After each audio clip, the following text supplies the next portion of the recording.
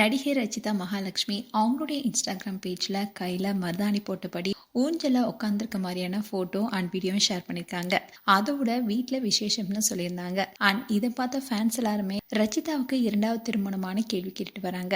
ரச்சிதா விஜய் டிவியில் ஒளிபரப்பான பிரிவோம் சந்திப்போம் சீரியல் மூலமாக தான் தமிழில் இன்ட்ரோடியூஸ் ஆனாங்க. அதுக்கப்புறமா கன்னட டிவியில் சின்ன சின்ன ரோலாக நடிச்சிட்டு வந்தாங்க. அதோட தொகுப்பாளராகவும் இருந்தாங்க. இப்படி இருந்த சூழலில் தான் சரவண் மீனாட்சி 2ல் நடித்தாங்க. இந்த சீரியல் தான் ரச்சிதாவுக்கு மிகப்பெரிய பிரபலத்தை கொடுத்துச்சு. அண்ட் இவங்க ஆரம்பத்தில் நடித்த பிரிவோம் சந்திப்போம் என்ற சீரியல்ல ஹீரோவா நடித்த தினேஷை காதலிச்சு திருமணம் செஞ்சுக்கிட்டாங்க. 2 பேருமே சந்தோஷமா தான் வாழ்ந்துட்டு வந்தாங்க. இப்படி இருந்த சூழல் தான் திடீர்னு 2 பேருக்கும் இடையே மனஸ்தாபம் ஏற்பட்டு பிரிஞ்சிட்டாங்க.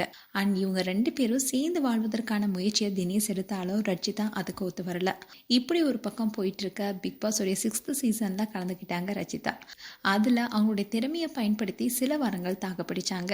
அண்ட் இந்த ஷோல இவங்களும் ராபர்ட் மாஸ்டருக்கும் இடையே ஏற்பட்ட நட்பு ஒரு பெரிய விவாத பொருளா கூட மாறுச்சு. அண்ட் அந்த சமயத்துல தினேஷ் ரச்சிதாவுக்கு தான் சப்போர்ட் பண்ணிட்டு வந்தாரு. ரச்சிதா வெளியே வந்ததுக்கு அப்புறமா அவரு கூட வாழ்வாங்கன்னு தான் நினைத்தாரு தினேஷ். ஆனா அதுக்கு ஏமாற்றம் தான் கிடைச்சது. அண்ட் அதே சமயம் இவர் பிக் பாஸ் 7th சீசன்லையும் போட்டியெல்லாம் கலந்துக்கிட்டாரு. அப்போ பல இடங்களை ரச்சிதா பற்றி பெருமையாக பேசியிருப்பாரு. அதோட இந்த டைட்டில் நான் வின் பண்ணிட்டு மீண்டும் ரச்சிதா கூட வாழ்றதாவும் சொல்லியிருந்தாரு.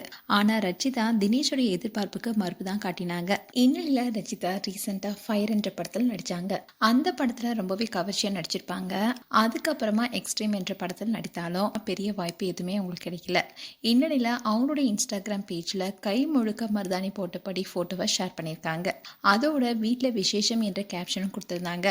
இந்த ஃபோட்டோஸை பார்த்த ஃபேன்ஸ் ரச்சிதாவுக்கு இரண்டாவது திருமணமான அவங்களுடைய கமெண்ட் செக்ஷனில் கேள்வி கேட்டு வந்தாங்க. அதில் ஒரு ரசிகர் ரச்சிதாவுக்கு திருமணமானு கேட்டிருந்தாரு. அதுக்கு பதிலளிக்கும் விதமாக இன்னொரு ரசிகர் இது ரச்சிதாவுடைய நெருங்கிய உறவினர் வீட்டு திருமணம், அதனால தான் அந்த ஃபங்க்ஷனுக்கு ரச்சிதா கையில் மருதாணி போட்டிருக்காங்கன்னு சொல்லியிருந்தாரு. அந்த ரசிகருடைய கமெண்ட்டுக்கு ரச்சிதா நீங்கள் சரியாக சொல்லிட்டீங்கன்னு பதில் கொடுத்துருந்தாங்க. ஸோ ரச்சிதாவுடைய இந்த ஃபோட்டோ ஒரு பெரிய விவாதத்தை கிளப்பியிருக்கு.